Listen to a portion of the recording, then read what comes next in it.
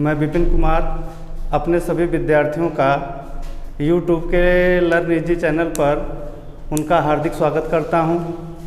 इसके पहले के वीडियो में मैंने अपने विद्यार्थियों को सिंपल सेंटेंस के सभी पांचों प्रकार उनकी डिफिनीशन बताया था। आज मैं सिंपल सेंटेंस का ही सभी स्ट्रक्चर उनके सामने रख रहा हूं, जिसमें पहला है असर्टिव सेंटेंस है। असर्टिव सेंटेंस की डिफिनीशन हमने बताई थी कि जिस सेंटेंस से कार्य के होने अथवा न होने की सूचना मिलती है उसे हम असर्टिव सेंटेंस कहते हैं, विधि सूचक वाक्य कहते हैं। अब असर्टिव सेंटेंस कितने प्रकार के होते हैं विद्यार्थियों को ये भी जानना चाहिए। तो वीडियो में बताया गया कि असर्टिव सेंटेंस दो प्रकार के होते हैं उनकी परिभाषा के अनुसार। जब कार्य के होने की सूचना मिलती है तो वाक्य अफर्मेटिव होता है, और जब कार्य के न होने की सूचना मिलती है तो वाक्य नेगेटिव होता है। दूसरी चीज़ ये कि असर्टिव सेंटेंस कैसे पहचानते हैं, तो सूत्र के अनुसार इसकी शुरुआत सब्जेक्ट से होती है और अंत में फुल स्टॉप का मार्क लगा रहता है। विद्यार्थी इंग्लिश के सेंटेंस में वर्ब चेक करते हैं कि यहाँ पे कार्य के होने की सूचना मिल रही है कि कार्य के न होने की सूचना मिल रही है। अब विद्यार्थियों का क्वेश्चन होता है कि यस से सब्जेक्ट है, सब्जेक्ट का मतलब कर्ता होता है, और एच भी लिखा गया है हेल्पिंग वर्ब, एम भी मेन वर्ब है, ओ से ऑब्जेक्ट है, और सी कॉम्प्लीमेंट है। इतने चीज़ों को मिलाकर अफर्मेटिव सेंटेंस की रचना होती है। तो विद्यार्थियों का एक क्वेश्चन होता है कि गुरुजी सब्जेक्ट के रूप में हम किन किन शब्दों को यूज कर सकते हैं। तो मैं अपने विद्यार्थियों को जानकारी के लिए बता दूं कि किसी भी अंग्रेजी वाक्य में अगर सब्जेक्ट रखना है तो सब्जेक्ट में नाउन आपका आता है, प्रोनाउन आता है, प्रोनाउन, इन्फिनेटिव वर्ब भी आता है, इन्फिनेटिव वर्ब, और सब्जेक्ट के रूप में कभी कभी जिरंड का भी प्रयोग करते हैं। अब नाउन सब्जेक्ट के रूप में आता है, प्रोनाउन भी आता है, इन्फिनेटिव वर्ब भी आता है और जिरंड भी आता है। जब भी अंग्रेजी वाक्य का स्ट्रक्चर देखेंगे जिसमें सब्जेक्ट पहले है, हेल्पिंग वर्ब दूसरे नंबर पे है, मेन वर्ब तीसरे नंबर पे है, चौथा नंबर ऑब्जेक्ट का है, और सबसे लास्ट नंबर कॉम्प्लीमेंट का है। सब्जेक्ट के रूप में विद्यार्थियों को बताया गया कि नाउन आते हैं, प्रोनाउन आते हैं, इन्फिनेटिव वर्ब भी आता है और जिरंड भी आता है। अब नाउन पे जब विद्यार्थियों का ध्यान जाएगा तो उनको ये सोचना है कि नाउन के दो प्रकार होते हैं, काउंटेबल नाउन और अनकाउंटेबल नाउन। काउंटेबल नाउन के दो प्रकार होते हैं, काउंटेबल नाउन के तीन प्रकार होते हैं, जिसमें पहला प्रॉपर नाउन है, दूसरा कॉमन नाउन है, तीसरा कलेक्टिव नाउन है। और अनकाउंटेबल नाउन के दो प्रकार होते हैं, उसमें पहला मटेरियल नाउन है और दूसरा क्या है, अब्स्ट्रैक्ट नाउन है। इन पांचों प्रकार के नाउन हैं उनके जितने भी एग्जाम्पल होते हैं वो किसी भी अंग्रेजी वाक्य में सब्जेक्ट का कार्य कर सकते हैं। अब सब्जेक्ट में नाउन आता है, उसमें प्रॉपर नाउन का शब्द हो सकता है, कॉमन नाउन का हो सकता है, कलेक्टिव नाउन के भी शब्द सब्जेक्ट के रूप में हो सकते हैं, मटेरियल नाउन का भी हो सकता है, और अब्स्ट्रैक्ट नाउन का भी शब्द सब्जेक्ट के रूप में हो सकता है। जैसे एक एग्जाम्पल यहाँ पे लिखा जाए कि Anurag is a good player, good player. अब इस वाक्य में विद्यार्थियों से पूछा जाए कि सब्जेक्ट क्या है, तो विद्यार्थी तुरंत उत्तर देंगे कि इसमें सब्जेक्ट अनुराग है। अनुराग पार्ट्स ऑफ स्पीच से क्या है, नाउन है। सब्जेक्ट के रूप में यहाँ पे नाउन रखा गया है। अगर विद्यार्थियों से ये पूछा जाए कि ये अनुराग कौन सा नाउन है, तो विद्यार्थियों का जवाब होता है कि ये प्रॉपर नाउन है, किसी विशेष व्यक्ति का नाम है, इस नाते जो है प्रॉपर नाउन है। अब सब्जेक्ट के रूप में जो है प्रॉपर नाउन का शब्द आया, सब्जेक्ट के रूप में जो है कॉमन नाउन के भी वर्ड आ सकते हैं। जैसे यहाँ पे लिखा जाए कि द टीचर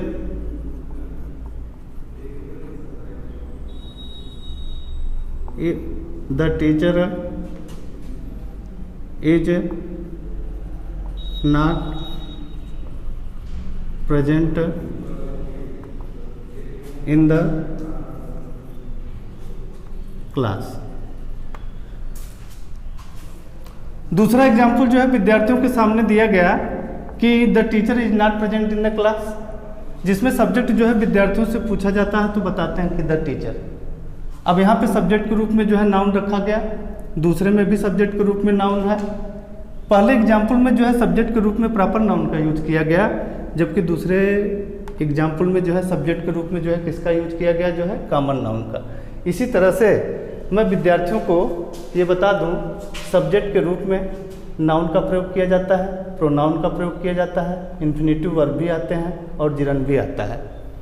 अब दूसरा नंबर लेते हैं जो है प्रोनाउन का। हमारे बच्चे जब पर्सनल प्रोनाउन की तालिका का अध्ययन करते हैं तो उनको जो है पर्सनल प्रोनाउन की तालिका में जो है तीन पार्ट जो है बटे रहते हैं। उसमें जो है पहले में नॉमिनेटिव रहता है, जिसको हम बोलते हैं कर्ता कारक। दूसरे में जो है पॉजेसिव केस का प्रोनाउन होता है, जिसको हम बोलते हैं जो है अधिकार सूचक सर्वनाम। और तीसरा पार्ट होता है ऑब्जेक्टिव केस का, कर्म के रूप में जो है जो प्रोनाउन जो है यूज किए जाते हैं। पर्सनल प्रोनाउन की तालिका में बच्चे जब नॉमिनेटिव केस में जो है प्रोनाउन का अध्ययन करते हैं तो उनको जो है प्रोनाउन जो है कौन कौन से मिलते हैं। प्रोनाउन उनको जो है मिलते हैं I, we, you, he, she, it. ये जितने भी प्रोनाउन नॉमिनेटिव केस के हैं किसी भी अंग्रेजी वाक्य में जो है सब्जेक्ट का काम कर सकते हैं। यानी कि विद्यार्थियों को ये जानना चाहिए कि जब भी अफर्मेटिव सेंटेंस का स्ट्रक्चर हो, सब्जेक्ट से आपको स्टार्टिंग करनी हो, तो सब्जेक्ट के रूप में जो है जो शब्द आते हैं वो यहाँ पे लिखा गया है कि सब्जेक्ट के रूप में नाउन का प्रयोग होता है, प्रोनाउन का यूज होता है। प्रोनाउन में जो है दिया गया जो है कि नॉमिनेटिव केस में यानी कर्ता के रूप में जितने भी जो है प्रोनाउन जो है यूज किए जाते हैं उसमें जो है आई है, वी है, यू है, ही, सी, इट, ये तमाम जो है प्रोनाउन जो है सब्जेक्ट के रूप में यूज किए जाते हैं। जैसे एग्जाम्पल देखा जाए कि लिखा जाए कि I am very busy, I am very busy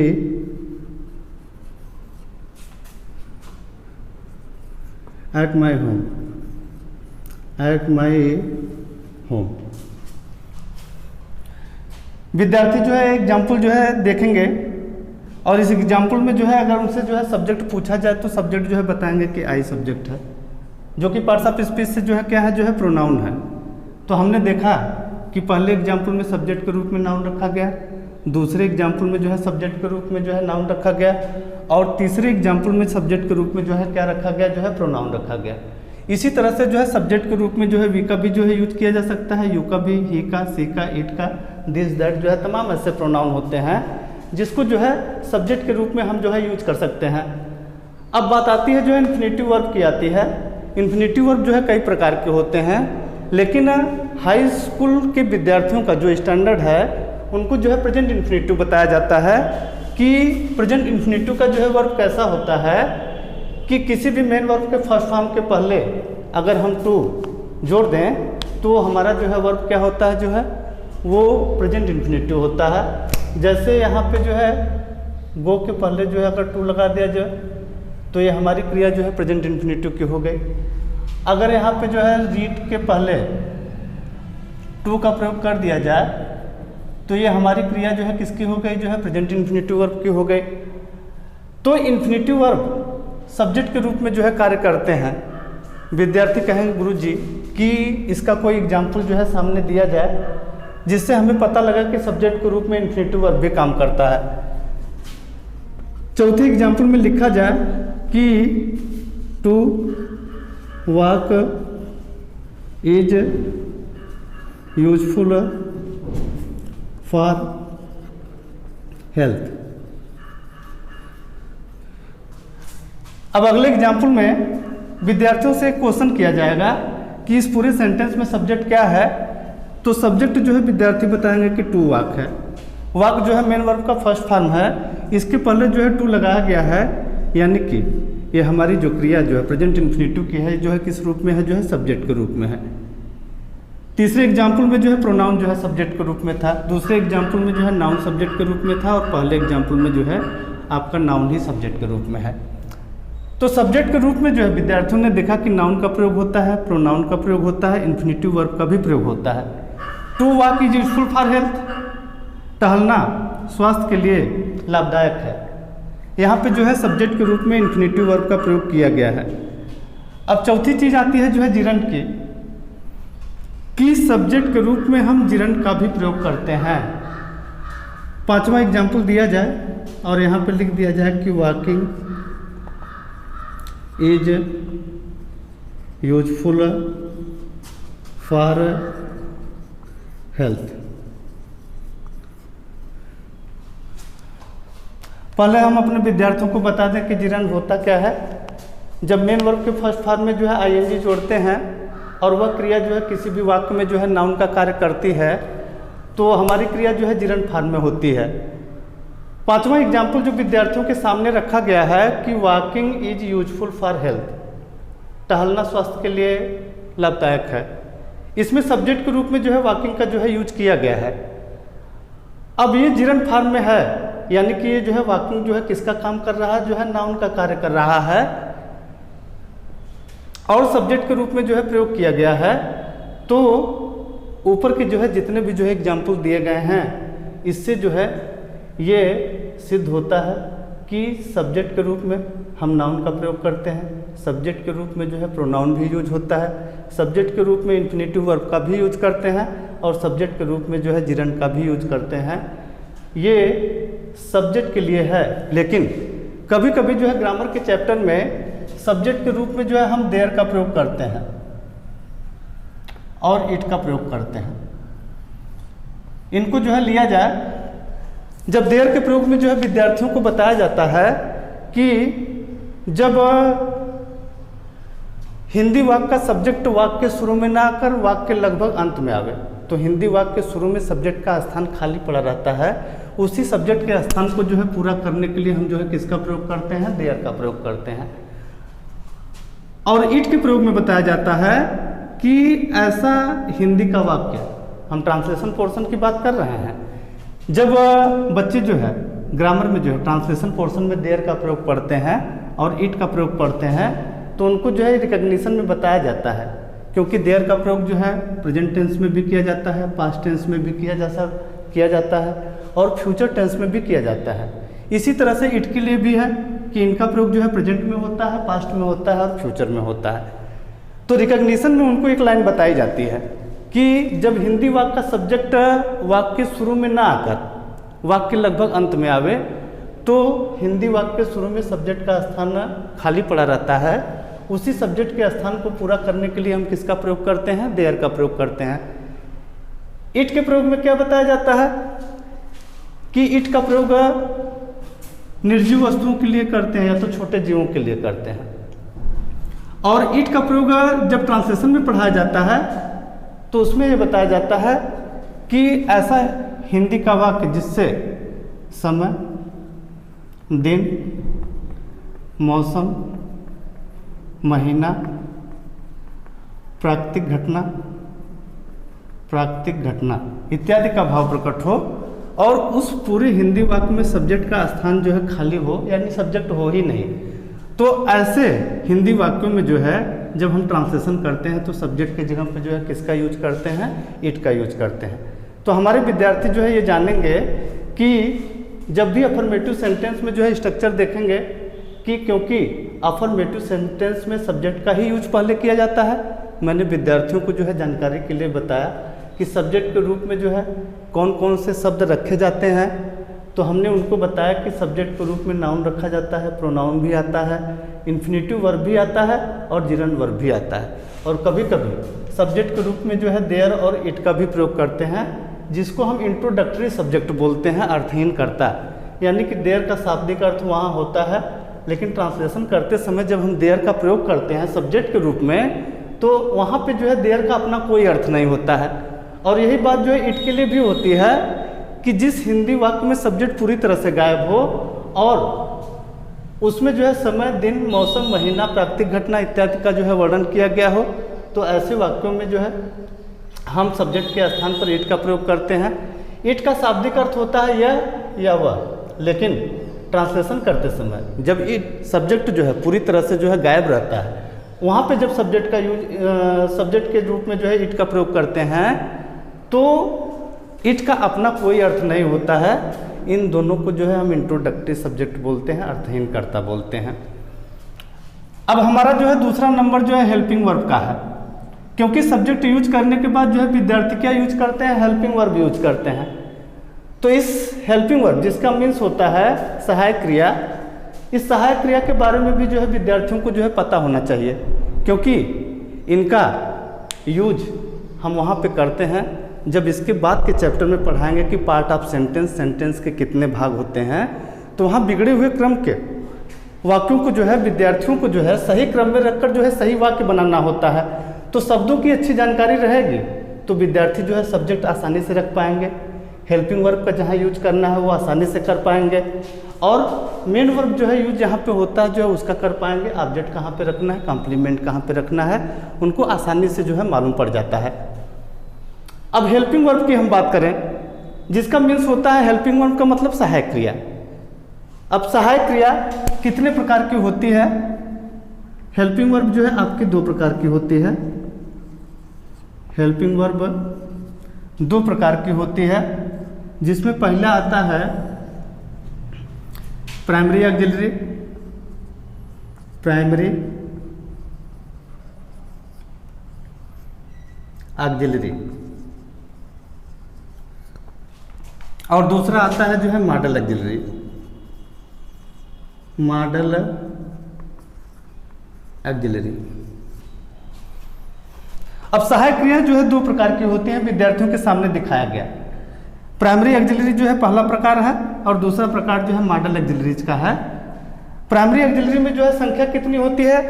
सहायक क्रिया की संख्या जो है 11 होती है, और मॉडल ऑक्सिलरी में जो है सहायक क्रिया की संख्या जो है 13 होती है।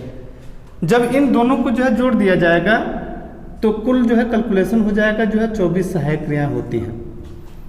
विद्यार्थी ये पूछते हैं गुरुजी कि 11 जो है प्राइमरी की ऑक्सिलरी जो है उनका जो है नाम भी जो है हमको बता दीजिए। तो प्राइमरी की जो 11 होती हैं वो जो है इस प्रकार से हैं, उसमें जो है इज है, एम है, आर है, वाज, वेयर है, हैज हैव हैड है, हैज हैव हैड, ये है। उसके बाद is am are, was were, has have had और do does did, do does did, ये 11 जो है प्राइमरी के हैं। इनका प्रयोग हम पढ़ेंगे जो है जब हम ट्रांसलेशन का जो है अध्ययन करेंगे, तो इन तमाम सहायक क्रियाओं का जो है हम अध्ययन जो है ट्रांसलेशन के चैप्टर में करेंगे। और मॉडल की जो 13 सहायक क्रियाएं होती हैं जो है वो कौन कौन से हैं विद्यार्थियों को जानना चाहिए। मॉडल की जो 13 सहायक क्रियाएं हैं उसमें जो है पहला जो है कैन है, दूसरा जो है कुड है, will, would, shall, should, may, might, must, may, might, must, art, need, dare, used to, ये 13 मॉडल ऑक्सिलरीज हैं जिनको विद्यार्थियों को जो है जानना चाहिए। कैन, कुड है, विल, वुड है, शैल, शुड है, मे, माइट, मस्ट है, आर्ट, नीड, डेयर है और यूज्ड टू है। ये 13 सहायक क्रियाएं जो है मॉडल की हो गई। और 11 जो है सहायक क्रिया जो है प्राइमरी की हो गई। तो 13-11 जो है मिल गई जो है 24 हो गई। ये 24 सहायक क्रिया जो है इंग्लिश ग्रामर में जो है किसी भी अफर्मेटिव सेंटेंस में जो है दूसरे नंबर पे यूज की जाती हैं। सब्जेक्ट के बाद हेल्पिंग वर्ब आता है। विद्यार्थियों को एक जानकारी और दे दें कि सब्जेक्ट के बाद हेल्पिंग वर्ब का प्रयोग जरूर किया जाता है, लेकिन कुछ ऐसे टेंस होते हैं जिसमें सब्जेक्ट के बाद हेल्पिंग वर्ब नहीं आती है, सीधे जो है मेन वर्ब आ जाता है। जैसे प्रेजेंट इंडेफिनिट के अफर्मेटिव में हम देखेंगे तो सब्जेक्ट के बाद जो है मेन वर्ब का जो है यूज किया जाता है। उसके बाद पास्ट इंडेफिनिट के अफर्मेटिव में हम देखेंगे तो उसमें सब्जेक्ट के बाद जो है एमडी सेकंड का यूज होता है, यानी कि हेल्पिंग वर्ब आते ही नहीं है अफर्मेटिव सेंटेंस में। ये विद्यार्थियों को जो है ध्यान रखना चाहिए। अब हमारा जो है तीसरा नंबर किसका है, जो है मेन वर्ब का है। मेन वर्ब जो है कितनी प्रकार की होती हैं, क्योंकि तीसरे नंबर पे जो है मेन वर्ब जो है यूज करना है तो विद्यार्थियों को जो है मुख्य क्रिया के बारे में जो है पता होना चाहिए कि ये मेन वर्ब जो है होती क्या है। मेन वर्ब के बारे में विद्यार्थियों को जो है ये बताया जाता है कि मेन वर्ब जो है 2 प्रकार की होती हैं।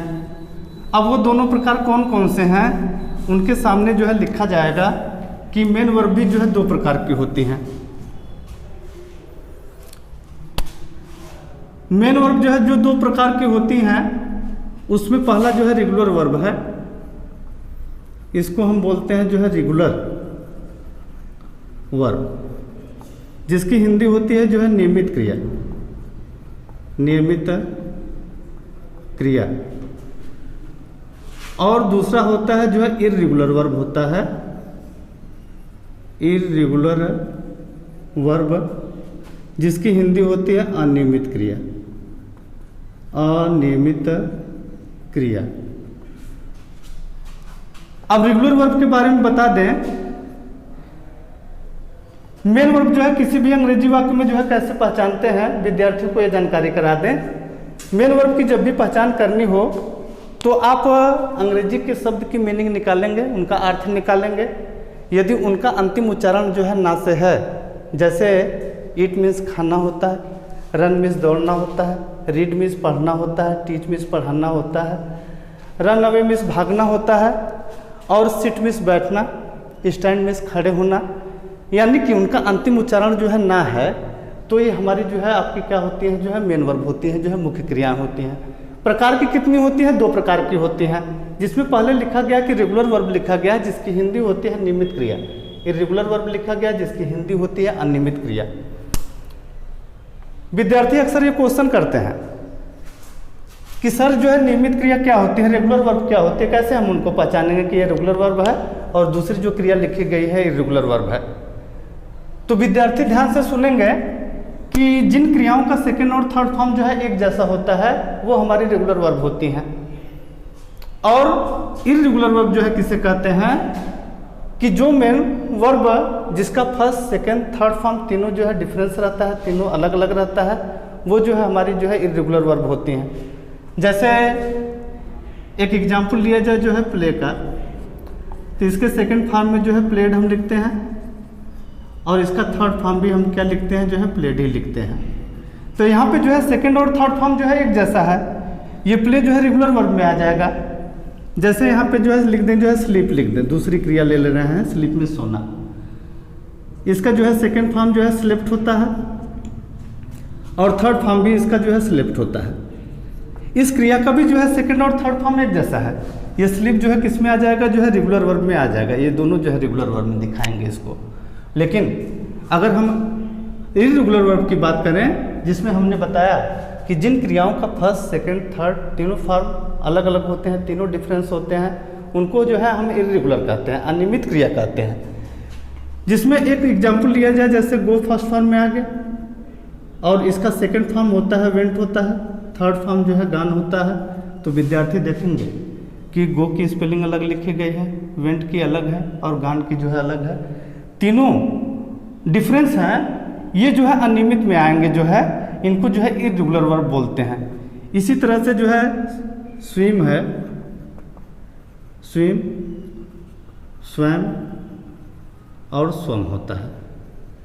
यहाँ पे तीनों जो है स्पेलिंग जो है चेक करेंगे, जो है तीनों जो है अलग अलग हैं, ये जो है इर्रेगुलर में आएंगे, जो है अनियमित क्रिया में आएगी। और ग्रामर की किताबों में जो है विद्यार्थी अध्ययन करते हैं, इन्हीं रेगुलर वर्ब को और इर्रेगुलर वर्ब को किताबों में दिया रहता है जो है वीक वर्ब, जो है जिसको कमजोर क्रियाएं कहते हैं, वीक वर्ब। तो यहाँ विद्यार्थी हमारे जो है भ्रमित नहीं होंगे, रेगुलर वर्ब को ही जो है वीक वर्ब कहा जाता है, जो है कमजोर क्रियाएं। और इर्रेगुलर वर्ब होती है जिसको जो है उसमें दिया रहता है जो है स्ट्रांग वर्ब दिया रहता है, जो मजबूत क्रियाएं होती हैं उनको जो है स्ट्रांग वर्ब भी कहते हैं। चाहे हम स्ट्रांग वर्ब कर लें, रेगुलर वर्ब कहते हैं, जो है दोनों जो है सेम है। और यहाँ पे चाहे रेगुलर वर्ब कर लें चाहे वीक वर्ब कर लें, जो है दोनों एकदम सेम है।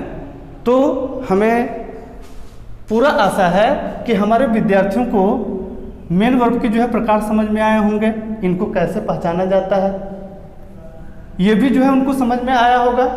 अब मैं अपने विद्यार्थियों को अगले वीडियो में अगला जो है शब्द जो है ऑब्जेक्ट के बारे में जो है बताऊंगा। आज मैंने उनको जो है सब्जेक्ट के बारे में जो है जानकारी कराई, हेल्पिंग वर्ब के बारे में जानकारी कराई, मेन वर्ब क्या होता है उसके बारे में जो है बच्चे जाने। अब मैं अगले वीडियो में जो है ऑब्जेक्ट जो चौथा शब्द है उसके बारे में जो है जानकारी दूंगा और अपने विद्यार्थियों को अच्छी तरह से समझाने का प्रयास करूंगा। धन्यवाद।